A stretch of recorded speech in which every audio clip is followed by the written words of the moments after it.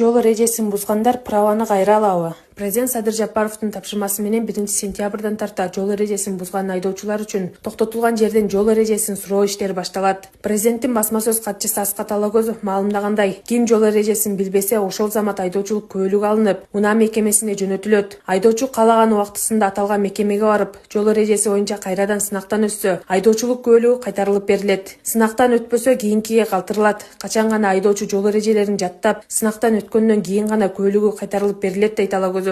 Бул иштин киргизилишине айдоочулук көйлүктү көпчүлүгү сатып алганы себеп болгону маалымдалды. Алагөзовдун айтымында жол кырсыгы көп катталып, ага себеп болгон айдоочулардын көпчүлүгү жол эрежесин билбей, көйлүктү сатып алгандар болууда. Айдоочу биринчи жолу кайра тапшырууга жөнөтүлгөндө сынак үчүн 500 сом, ошол эле айдоочу сынактан өтпөй калып, экинчи жолу кайра келсе 1000 сом, үчүнчү жолу тапшырууга келсе 2000 сом төлөйт. Үчүнчү жолу дагы кулап калса, анда төртүнчү жолу сынак тапшыруу айдоочунун капчыгына 4000 сомго турат. Бул механизм айдоочулардын сынакка жакшылап даярдануусуна түрткү болсун деген максат менен иштелип чыкмакчы дейт Алагөзов. Ошондой эле иш-аракеттер, видео жазуу менен коштолору эч ким майы кызматкерлерин күнөөлөй албай турганы айтылды. Алагөзов жол эрежесин тийиштүү деңгээлде билбегендерди 1-сентябрга чейин жаттоого чакырды.